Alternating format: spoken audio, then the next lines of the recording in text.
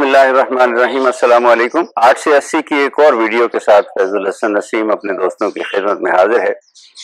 इस्लामी महीनों के हिसाब से दो मुत्तसिल महीने ऐसे हैं कि जो इस्लाम में कुर्बानी के महीने कहलाते हैं, लेकिन इन दोनों महीनों की कैफियत अलग अलग है। ईद उल अज़हा का महीना माह ज़िलहिज एक ऐसी ईद का, एक ऐसी सेलिब्रेशन का महीना है कि जिसमें हम हज़रत इस्माईल अलैहिस्सलाम की कुर्बानी के हवाले से एक फेस्टिवल, एक सेलिब्रेशन करते हैं और हुक्म यह है कि उसको खुशी के महीने के तौर पर, खुशी के मौके के तौर पर मनाया जाए, कुर्बानी की जाए और उस हवाले से जितनी और तक़रीबात हैं वो की जाएं। जबकि मुहर्रम उल हराम का महीना ऐसा है कि इसमें एक ऐसी अजीम कुर्बानी है जिसका जब भी जिक्र आता है तो दिल पे एक गिरह सी पड़ती है। और इकबाल ने किस खूबसूरती से इन दोनों मामलात को, इन दोनों वाक़यात को एक खूबसूरत शेर में समोया है। गरीबो सादो रंगी है दास्तान हरम, निहायत इसकी हुसैन इब्तदा है इस्माईल। हम मुहर्रम उल हराम के महीने में हैं और उस कुर्बानी का जिक्र कर रहे हैं कि जो हज़रत इमाम हुसैन रज़ी अल्लाह ताला अन्हु नवासे रसूल सल्लल्लाहु अलैहि वसल्लम और उनके ख़ानदान ने करबला के मैदान में दी। और ये हिम्मत और शुजाअत का एक ऐसा वाक़या है कि रहती दुनिया तक इंसान इसे याद करते रहेंगे और इसका जिक्र महफिलों में होता रहेगा। हम आज की वीडियो में अपने उस एपिसोड के हवाले से गुफ्तगू करने लगे हैं जो हमने कुछ अर्सा पहले किया था, ईद उल अज़हा के हवाले से, ईद कुर्बान के हवाले से। और हमारे काफ़ी सारे साथियों ने उसके हवाले से हमें अपने तबसरे भेजे, अपने सवाल भेजे। मैं चंद एक के नाम ले लेता हूँ।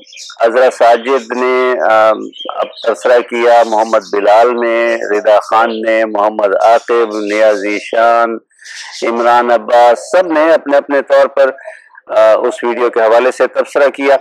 लेकिन इमरान अब्बास ने खासी तफसीली गुफ्तगू की और उन्होंने हमसे इस वीडियो के हवाले से और इस वीडियो में जिक्र किए गए वाक़यात के हवाले से कुछ सवाल पूछे हैं। आज की वीडियो में हम इन्हीं सवालों के जवाब तलाश करने की कोशिश करेंगे और उनका जिक्र करेंगे। मैं साथ ही साथ एक चीज़ का और जिक्र करता चलूँ। मैंने अपने साथियों से वादा किया था कि जहाँ कहीं ज़रूरत पड़ी हम और स्कॉलर्स को भी अपने इन वीडियोस में शामिल करेंगे। तो आज की वीडियो के हवाले से मैं अर्ज करता चलूं, आज मैंने ज़हमत दी है अपने एक दोस्त को, एक स्कॉलर हैं मजहब के हवाले से, प्रोफेसर डॉक्टर अबरार मुहिउद्दीन साहब। उनसे रहनुमाई हासिल करेंगे कुछ इमरान अब्बास के कुछ सवालों के हवाले से। सबसे पहले तो मैं इमरान अब्बास के सवाल का जिक्र कर दूं। इमरान कहते हैं कि आपने अपनी वीडियो में जिक्र किया कि इस्लाम ने कुछ हलाल जानवरों की कुर्बानी जो है उसका जिक्र किया है, हालांकि हलाल जानवर तो बहुत सारे हैं, तो बाकी हलाल जानवरों को कुर्बान क्यों नहीं किया जा सकता? इमरान, सवाल आपका बड़ा दिलचस्प था। मैंने अबरार मुहिउद्दीन साहब से राब्ता किया और अबरार मुहिउद्दीन साहब से इस सवाल के हवाले से रहनुमाई हासिल की। तो आइए मैं आपको सुनवाता हूँ कि अबरार साहब इस हवाले से क्या कह रहे हैं। अबरार साहब, अस्सलाम वालेकुम। वालेकुम अस्सलाम व रहमतुल्लाह। मैं सबसे पहले तो आपका शुक्रिया अदा करता हूं कि आपने वक्त निकाला मेरी गुजारिश पर और हमारे इस प्रोग्राम का हिस्सा बने। और ये गुजारिश आपसे इसलिए मैंने की है कि आप मजहबी मामलात के स्कॉलर हैं, माशाअल्लाह साहिब इल्म हैं, लिहाजा आपको मैंने जहमत दी है कि आप हमारी रहनुमाई फरमाइए कि कुर्बानी के मौके पर सिर्फ चंद जानवरों, बकरी, भेड़, गाय, ऊंट, सिर्फ इनकी ही इजाजत क्यों है? और भी तो बहुत सारे जानवर हैं जो हलाल जानवर हैं लेकिन उनकी कुर्बानी का जिक्र नहीं है, ना ही उन्हें कुर्बान करने का हुक्म है। तो मजहब और शरीयत इस मामले में क्या कहती है? हमें आपसे रहनुमाई चाहिए। ऐसा बहुत पहली बात तो बहुत शुक्रिया कि आपने मुझे अपने प्रोग्राम में शिरकत की दावत दी है। दीन के मामले में दो चीजें मद्देनजर रहें तो बड़े मसाइल हल होते हैं। उसमें पहली बात ये कि दीन के अहकाम बयान करना अल्लाह और उसके रसूल का काम है, उसमें हमारी मर्जी मंशा और हमारी अकल को कोई दखल नहीं होता। हमारा काम बस इसको उसकी तामील करना होता है, समझ में आए या ना आए। एक बात। दूसरी बात ये कि कुरान और सुन्नत, अल्लाह और रसूल जब हुक्म बयान कर रहे होते हैं तो जो मुखातब लोग होते हैं उनके हालात और वाकयात को सामने रखकर बात करते हैं, यानी हुक्म देते हुए मौजूद लोगों की मुआशी और मुआशरती जोग्राफियाई सूरत हाल मद्देनजर रखी जाती है।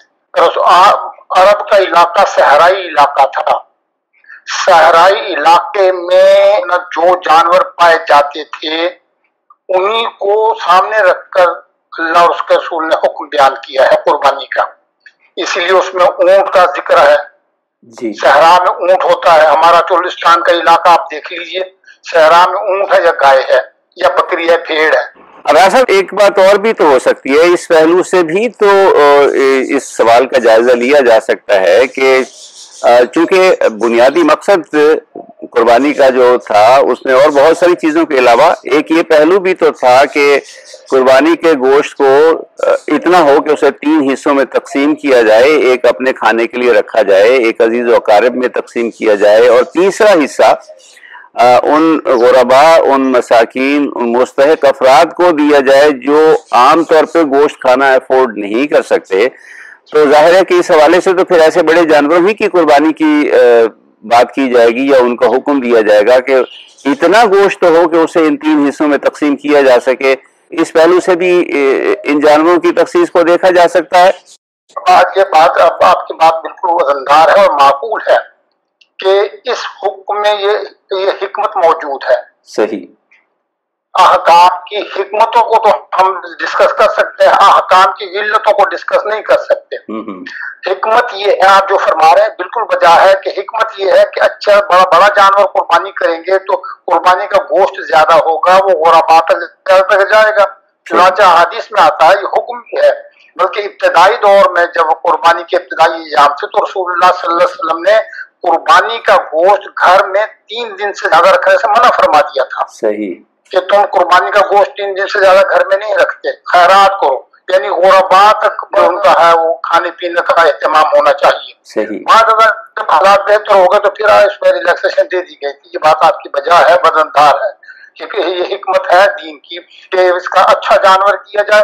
और फिर हदीस में एक और बात भी है, वो ये कि रसूलुल्लाह फरमाते हैं कि कुर्बानी का जानवर अच्छा जानवर कुर्बानी किया करो, इसलिए कि ये पुल सिरात पर अपना तुम्हारे अपना उसके लिए काम आएगा, सवारी के लिए, पुल सिरात को पार करवाने के लिए। सही। सवारी के लिए। जी इमरान, तो आपने अपने पहले सवाल का जवाब सुन लिया कि बहुत सारी और बातों के अलावा ये हिकमत भी उसमें शामिल है कि चूंकि कुर्बानी का गोश्त मुख्तलिफ हिस्सों में तकसीम किया जाना है, लिहाजा बकरी ज़िबा करें, दुम्बा ज़िबा करें, गाय ज़िबा करें और ऊँट ज़िबा करें। और रसूल सल्लल्लाहु अलैहि वसल्लम ने बहुत ऊँट ज़िबा किए, लेकिन हिकमत एक ये भी है उसमें कि इतना बड़ा जानवर हो कि उससे खातिर खा गोश्त हासिल हो सके ताकि उसे 3 हिस्सों में बाकायदा तकसीम किया जा सके और मुस्तहिक अफराद तक वो गोश्त पहुँचाया भी जा सके।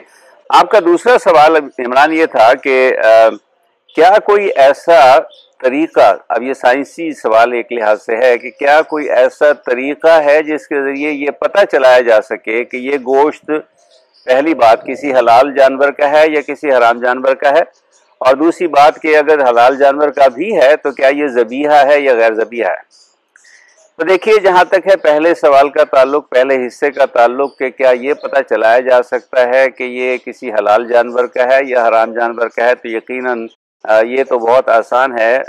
तजर्बाती तौर पर, एनालिटिकल तौर पर इसका तज्जिया किया जा सकता है और फिर उससे पता चलाया जा सकता है कि ये गोश्त किसी हलाल जानवर का है या किसी गैर हलाल जानवर का है। रही ये बात कि क्या ये पता चलाया जा सकता है कि हासिल होने वाला गोश्त किसी ज़बीहा से हासिल किया गया था या गैर ज़बीहा से, तो उसमें मेरी ज़ाती राय ये है कि शायद ऐसा भी मुमकिन है। और वजह उसकी ये है कि जब एक जानवर को ज़िबह किया जाता है तो उसके जिस्म से खून का जिस तरह से इखराज होता है, गैर ज़बीहा जानवर के जिस्म से खून का इखराज उस तरह से नहीं होता। चुनांचे इन दोनों में कीमियाई तगय्युरात मुख्तलिफ तरह के होंगे, जो कीमियाई तब्दीलियाँ आएंगी वो मुख्तलिफ होंगी, उनको जांचा जा सकता है, उनका तज्जिया किया जा सकता है और इस तरह से ये अंदाज़ा लगाया जा सकता है कि ये गोश्त जो है वो किसी ज़बीहा जानवर से हासिल किया गया है या गैर ज़बीहा जानवर से। ये तो मेरी ज़ाती राय थी। मैं अपने दोस्तों से गुजारिश करूंगा कि अगर किसी और साथी के पास इस हवाले से कोई और मालूमात हैं तो वो ज़रूर हमसे शेयर करें और हमारे इल्म में इजाफे का सबब बने। अल्लाह ताला उनको इसकी जज़ाए खैर दे। इमरान, आप ही का एक और सवाल ये था कि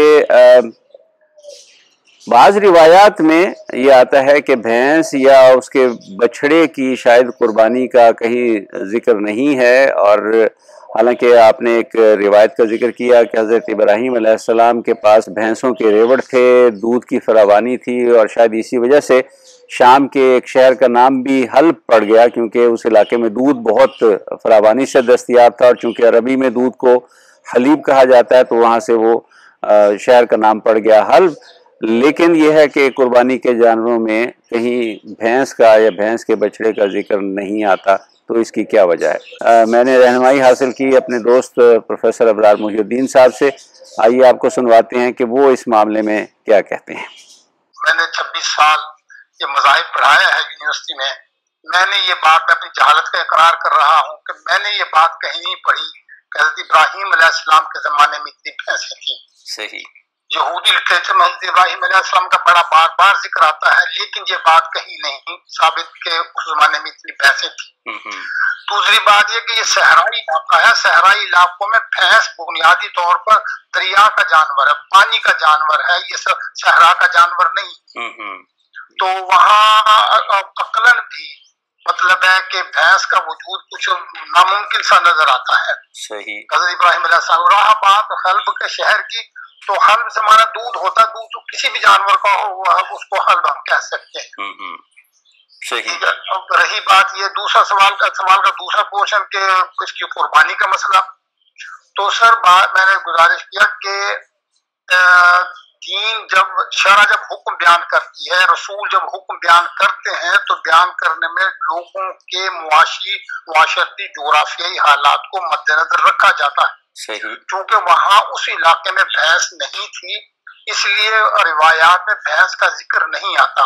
लेकिन जब बाहर जब निकले तो फिर दीगर इलाकों में जब जानवर नजर आया, जैसे बरे सगीर में भैंस का नजर आया, तो उसमें फिर यह है कि उलमा ने ये फैसला था कि ये बेसिकली जिन्स एक ही है, और फिर उम्मत का मुसलसल इस पर अमल करना ये दूसरी बड़ी हुज्जत है। तो यहाँ एक सवाल पैदा हो सकता है, और बाज़ औक़ात लोग ये कहते हैं ये उलमा का फैसला है, लेकिन एक बात ये याद रखिए, कुरान पाक में है, अल्लाह फरमाते हैं मैं युशाक़िक़ि रसूल मिन बाद मा तबय्यन लहुल हुदा व यत्तबि गैर सबिलिल मुमिनीन नुवल्लिहि मा तवल्ला व नुस्लिहि जहन्नम, कि वो शख्स जो अल्लाह रसूल से रूगर्दानी करे और उलमा के मुत्तफ़िक़ा फैसले से हटेगा, अल्लाह फरमाते हैं हम उसका ठिकाना जहन्नम बनाएंगे।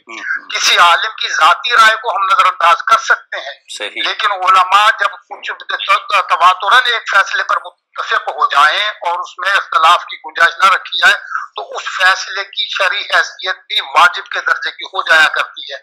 जज़ाकल्लाह सर, बहुत शुक्रिया आपका। आपने बहुत अच्छी तरह से हमारी रहनुमाई फरमाई और हमारे साथी इमरान अब्बास के सवालों के जवाब दिए। अब फैज़ुल हसन नसीम को आइंदा वीडियो तक इजाज़त दीजिए। इंशाल्लाह आपसे नेक्स्ट वीडियो के साथ फिर मुलाकात होगी अगले हफ्ते। चलते चलते फिर एक गुजारिश, एक याद दहानी आपको कराते चलें कि अगर आपने अभी तक इस चैनल को सब्सक्राइब नहीं किया तो इसे ख़ुद भी सब्सक्राइब कीजिए, घंटी के निशान को भी दबाइए और अपने साथियों, अपने दोस्तों में भी इस वीडियो चैनल के लिंक को शेयर कीजिए और उनसे दरख्वास्त कीजिए कि वो भी इसे सब्सक्राइब करें, क्योंकि ये एक सदका जारिया है। जितने ज़्यादा से ज़्यादा लोगों तक ये पैगाम पहुँचेगा उसका अजर आपको भी मिलेगा। फैज़ुल हसन नसीम को आइंदा वीडियो तक इजाज़त दीजिए। इंशाल्लाह फिर मुलाकात होगी 8 से 80 में एक और वीडियो के साथ। तब तक अस्सलामु अलैकुम व रहमतुल्लाहि व बरकातहू।